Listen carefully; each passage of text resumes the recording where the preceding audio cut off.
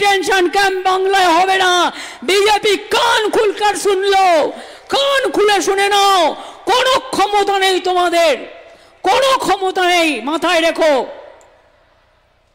নিজের নামটা ভোটার লিস্টে তুলবেন, এবং আমি এখনো তুলিনি, কেন জানেন তো? যতক্ষণ আপনারা না তুলবেন ততক্ষণ আমি তুলব না। আমি যেটা বলি আমি করি, তাই আমি এখনো তুলিনি। কোথাও সার্ভার ডাউন করে দিচ্ছে, কোথাও একটা নাম তুলে গিয়ে আর একটা নাম তুলছে, কোথাও পরিবার শিফট হয়েছে, বিয়ে করেছে, অন্য জায়গায় গেছে, তার নামটা তুলছে না। এরপর আবার হিয়ারিং আসবে, হিয়ারিংয়ে কিন্তু ডাকলে যাবেন, কেন জানেন তো? না গেলে আপনার নামটা কেটে দিকে, এটা আমরা চাই না। নামটা কেটে দিয়ে বলবে তুমি এদেশের নাগরিক নও। আমরা আপনাদের সাহায্য করব। কি করে সাহায্য করব? আমাদের প্রত্যেকটা বুথে বুথে ক্যাম্প করতে বলেছি, যাতে আপনারা ফর্মটা ফিল আপ করতে পারেন ভালো করে।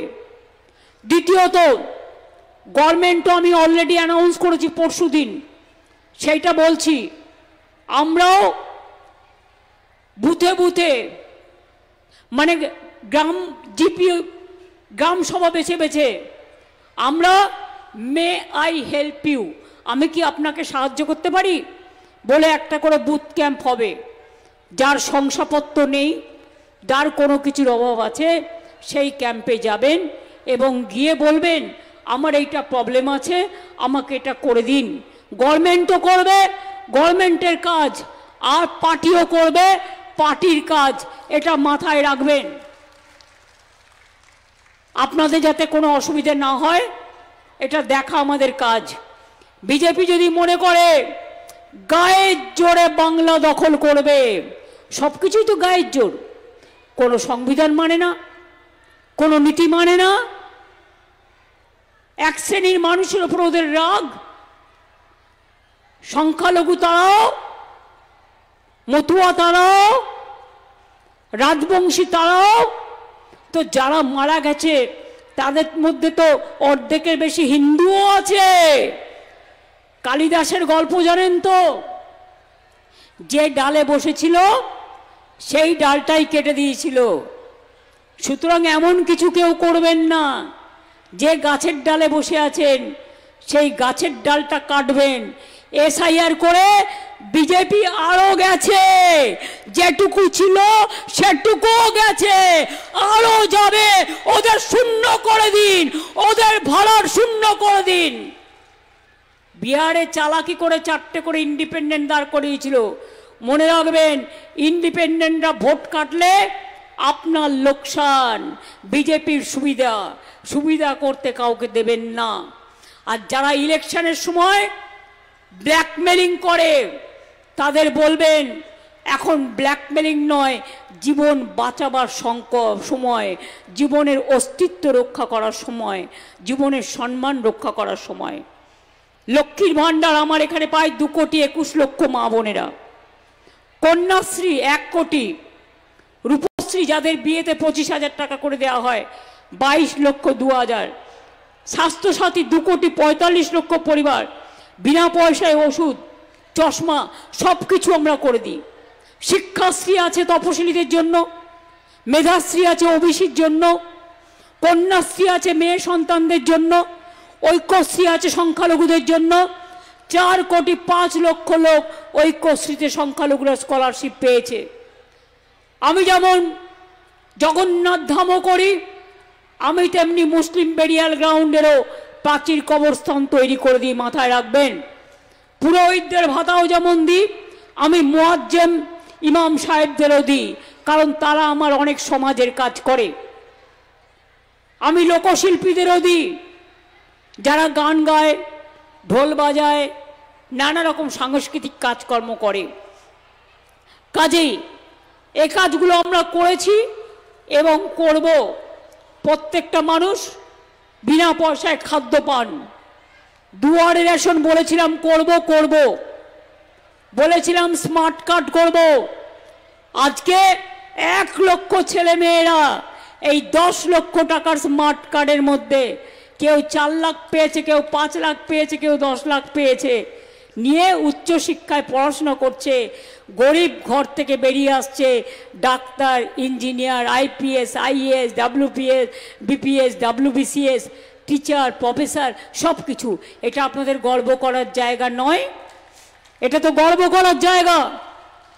হ্যাঁ, কিছু কিছু কথা নিয়ে আপনাদের মধ্যে বিভ্রান্তি করার সৃষ্টি করা হচ্ছে, বিশেষ করে সংখ্যালঘু সম্প্রদায়ের মধ্যে। কি কথা না, তো ওয়াকআপ নিয়ে আমরা নাকি কিছু করিনি। আমি জাস্ট, আমার কাছে কেউ কেউ জানতে চেয়েছিলেন, তাই আমি এটা ক্লারিফিকেশন করে দিচ্ছি। এটা সম্পূর্ণ মিথ্যে কথা। আমরা সরকার থেকে বিধানসভায় কেন্দ্রীয় সরকারের এই স্বৈরাচারী মনোভাবের বিরুদ্ধে বিধানসভায় আইন পাশ করেছিলাম, জোর করে অবৈধভাবে ওয়াকআপ প্রপার্টি কেড়ে নেওয়া যাবে না। 2, মনে রাখবেন, আপনারা ভালো করে জানুন,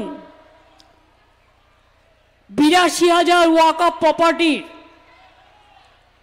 তথ্য ইতিমধ্যেই আমরা আসার আগেই কেন্দ্রীয় পোর্টালে ছিল।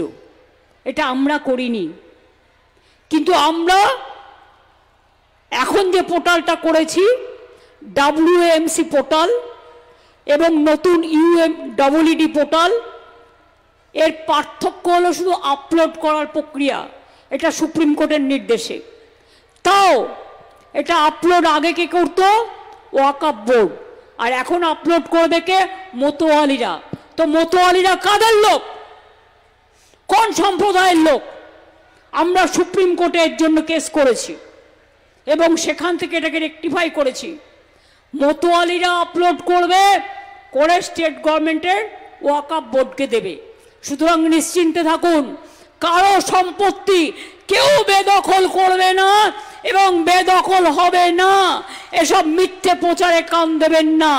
যা বলছি, দাঁড়িয়ে বলছি, আমার কথায় যদি বিশ্বাস রাখেন, আপনারা জানেন আমি যতগুলো কথা বলেছি প্রত্যেকটা কথা অক্ষরে অক্ষরে পালন করেছি এবং আমার দায়িত্ব আপনাদের নিরাপত্তা, আপনাদের সম্পত্তি, আপনাদের জীবনের মান, আপনাদের ভাষার অস্তিত্ব, আপনাদের সর্বধর্ম সমন্বয়ের সম্মান সম্পূর্ণভাবে রক্ষা করা।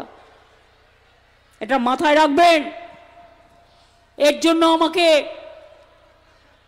অনেক গালাগালি শুনতে হয়, কুচ্চা শুনতে হয়। আমি ইফতার করতে গেলে, রমজানে গেলে আমার ছবি দিয়ে বলা হয়, হিজাবি টিজাবি কি সব বলা হয়। কিন্তু আমি যখন গুরুদুয়ারায় যাই তখনও তো মাথায় কাপড় দিতে হয়। কই, তখন তো আপনারা বলেন না।